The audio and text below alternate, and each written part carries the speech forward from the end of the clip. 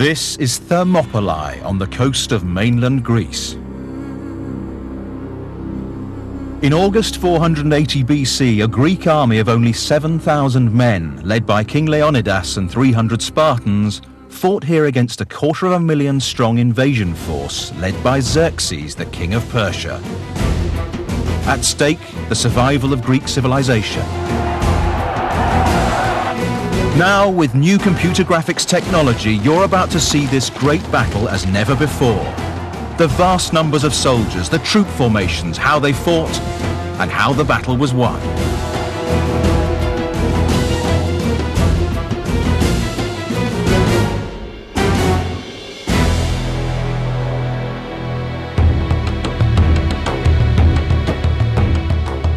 Two and a half thousand years ago, Greece was not a unified nation. It was a collection of independent city-states like Athens, Corinth, and Sparta, each with their own laws and systems of government.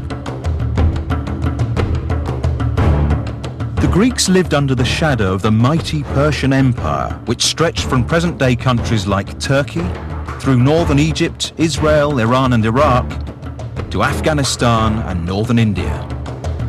2/3 of the known world. But even this was not enough for the Persian king Xerxes. He wanted to expand into Europe. Greece was his gateway.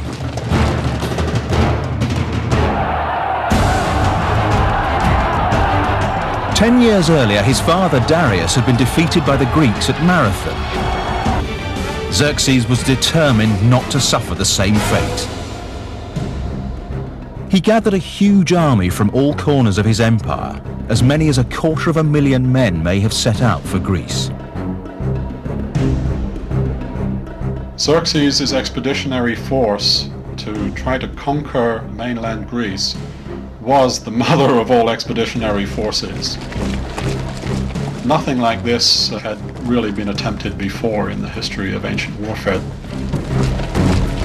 In 480 BC, Xerxes crossed the Hellespont and moved his army down through northern Greece, while the Persian fleet sailed along the coast.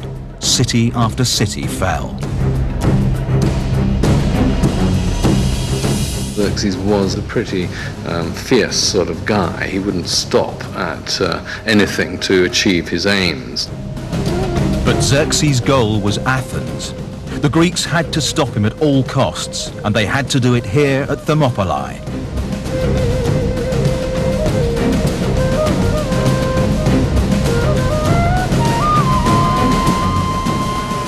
Given the configuration of the Greek peninsula, that is where an army of any size has to come down. Thermopylae was the obvious place. The Greek name Thermopylae means hot gates. The place was famous for its hot springs. With high rugged mountains on one side and the waters of the Malian Gulf on the other, the narrow pass was easily defensible, but it was also the gateway to Greece. But 2,000 years of sea and wind have eroded the battle site away. This is what it looked like in 480 BC.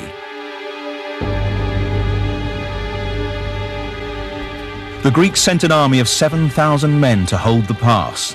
They were joined by 300 soldiers from the city of Sparta. This city-state provided a stark contrast to democratic, cosmopolitan Athens. Spartan society was at the opposite pole from Athenian society. Athenians were very open. The society was wide open to anyone who wanted to come there, and they would share everything with us, whereas the Spartans was a very closed society. Spartans were educated to be soldiers, nothing else. From the age of 7, all Spartan boys trained for war. The army was their life. Even when married, the Spartan men had to live in barracks. Sparta was a small town. It had no more than 9,000 peers, full Spartan citizens at any one time. So this army, everybody knew everybody else. If you were standing in formation, your brother might be over there, a couple of ranks behind. Your father might be over here. Your cousins would be over there. They provided the leadership, they provided the spearhead, they provided the backbone. In every respect, their presence was what made Thermopylae what it was. The 300 Spartans who marched to Thermopylae were led by Leonidas, the king of Sparta. He wasn't optimistic about his chances against Xerxes. For one thing, he had set out during the Spartan religious festival. This was thought to bring bad luck. Also, the Greeks had received bad news from the oracle here at Delphi. The priestess predicted that a Spartan king would have to die before victory was won. But Leonidas was not a man to live in fear of such an ominous prophecy. He was apparently of absolute determined resolution and personally brave. He would have been in his 50s, not a young man, coming up towards retiring age, even in ancient Greek terms. The Spartans wore a sculpted bronze breastplate and a helmet designed to terrify the enemy. Each man carried a shield shaped like a shallow wooden bowl. Painted on the face of the shield was the Greek letter lambda for Lacedaemon, the Spartan homeland. The main weapon was a thrusting spear wielded overarm. 8 foot long with an ash shaft, a leaf-shaped iron head and a bronze butt spike. In close combat they drew the short sword, the xiphos. By contrast, King Xerxes' Persian army was lightly armed. These men were trained for fast-moving warfare on open plains. Xerxes relied heavily on the Medes, who were deadly archers. But pride of place went to his household troops, the 10,000 men of the Immortals. The Immortals were the cream of the Persian army. They were recruited as an elite. The term immortal was the Greek one, which they used because they believed that every time one of the 10,000 was killed, instantly in reserve there was another guy waiting just to step into his place.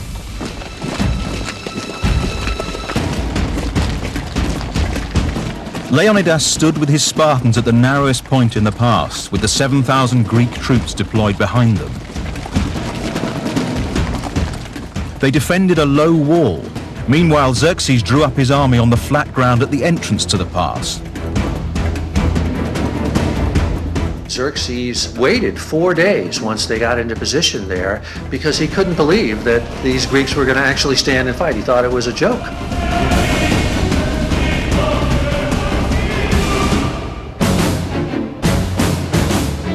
Lone scout rider got sent by the Persians up to where the Spartans were waiting before the battle. And some of the Spartans were out there doing their gymnastics. They were oiled up and they were combing their hair. And the rider just blew his mind. He said, what were these guys doing? How could they be so blasé? And of course what they really were doing was psyching themselves up to fight to the death. On the 5th day, his patience ran out. Xerxes had a throne set up on a nearby hill. From several hundred feet above, he ordered his troops into action. From their vantage point, the Greeks could only see a few thousand. But this was merely the advance party for a force of 10,000 Medes which wound round behind the mountain. Leonidas held back his Spartans and ordered the Greek troops forward.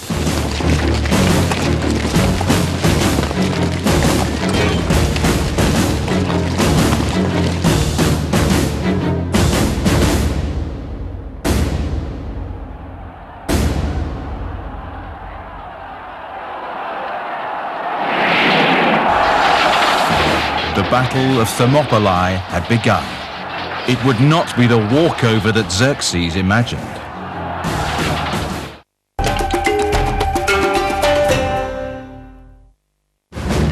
August 480 BC. The Greek army led by King Leonidas and 300 Spartans is facing a Persian army of 250,000 men. The Persian king Xerxes watched in disbelief as 5,000 Greek troops formed up in the valley entrance. They lined up in phalanx formation. The phalanx was a forest of spears.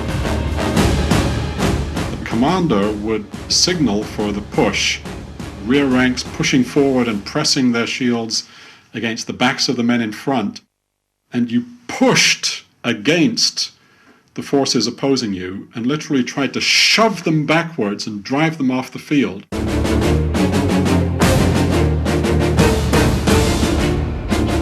They trained their whole lives for this moment.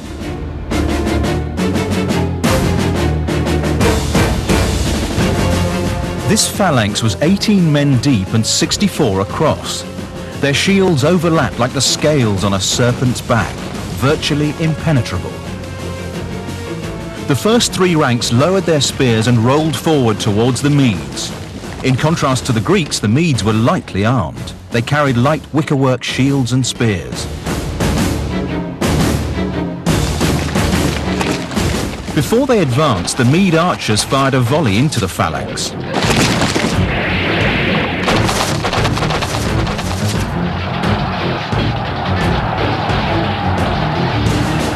Leonidas sent in more Greeks to reinforce the phalanx, pressing their weight into the backs of their fellow troops.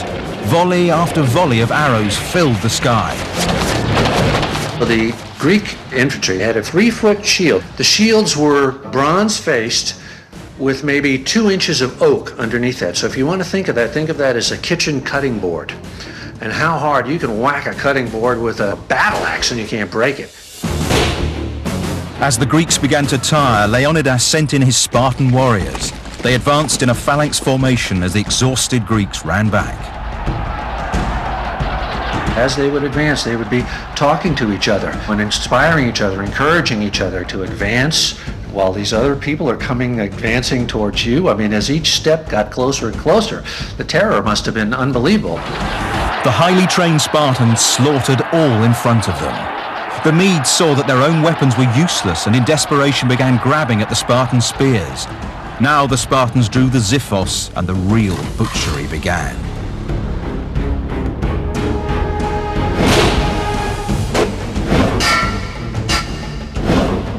Are you hungry? Are you tired? Are you thirsty? Are you wounded? It doesn't matter. You're a warrior and you fight. The confined space made it impossible for the Persians to take advantage of their superior numbers. They couldn't pack enough men into battle against this unrelenting killing machine. Combat in those days was all hand-to-hand. Nobody shot anybody. No smart bombs came in. If you were going to kill the enemy, he was going to be right in your face and trying to kill you. Wave after wave of Xerxes' warriors perished as they tried to penetrate the Spartan shield wall.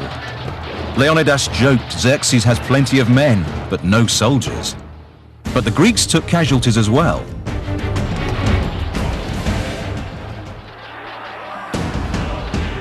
As the battle moved into the second day, the Persians could make no headway. They were simply not prepared for this kind of fighting, far removed from the wide open plains of the east, where cavalry, chariots and light infantry could decide the outcome. Sitting on his hillside throne, Xerxes became more and more agitated, jumping to his feet every so often, like a spectator at a football match.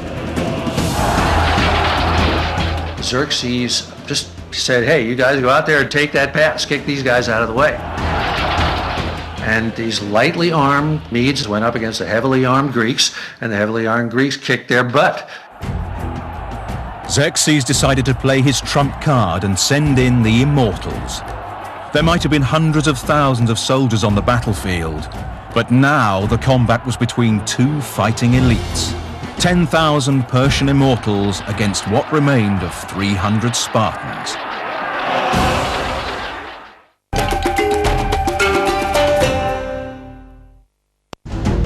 August 480 BC. The Spartans had held the pass at Thermopylae for nearly a day and a half. Xerxes had failed to crack their defense. Now he sent in his own personal guard, the Immortals. They were a terrifying sight. They carried bows, spears and short daggers.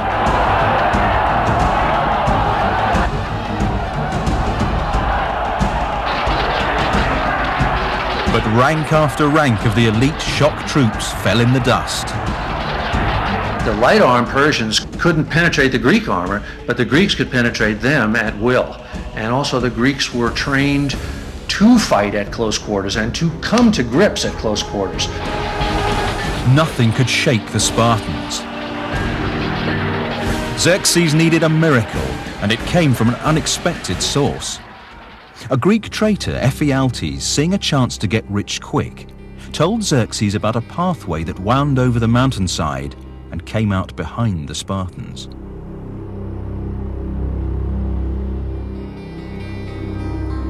The name Ephialtes has entered the modern Greek language. It means nightmare in modern Greek. Ephialtes is today a nightmare. Under cover of darkness, the Persians filed up the track and on the morning of day 3 emerged behind the Spartans. Leonidas had been outflanked. He knew this would be his last battle. To avoid unnecessary casualties, he sent most of the Greek army home. The Spartans, alongside their Theban and Thespian allies, would fight to the death.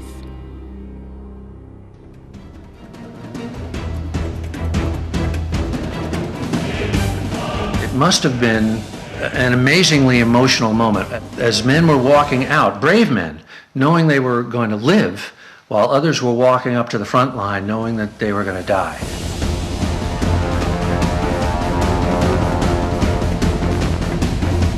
One of the Greeks had warned that the Persians had so many archers that their arrows would blot out the sun. Well, said the Spartan Dionysius, we will fight in the shade.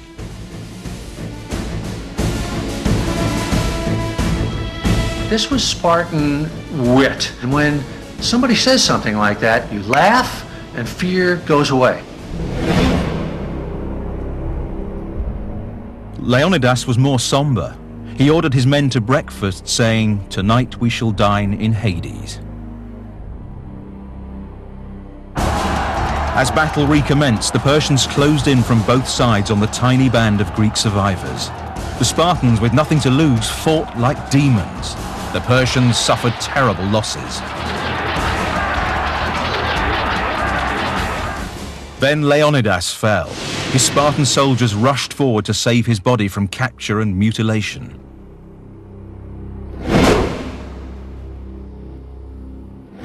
The fact that the Greeks fought in the way they did to preserve his body from the Persians at the moment of final defeat again symbolizes how important the position, the status, the role of the king, the leader, actually was. Xerxes had tried to fight soldier to soldier in the honorable tradition of his Persian ancestors, but he couldn't break the Spartans.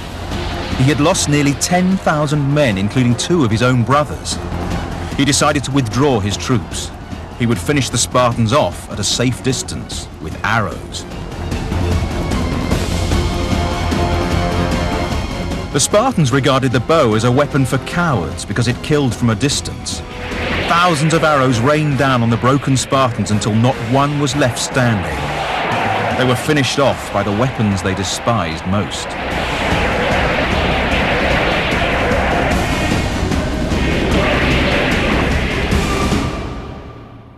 A furious Xerxes ordered his men to find the body of Leonidas, and once they'd found it, cut off his head and stick it on a pole.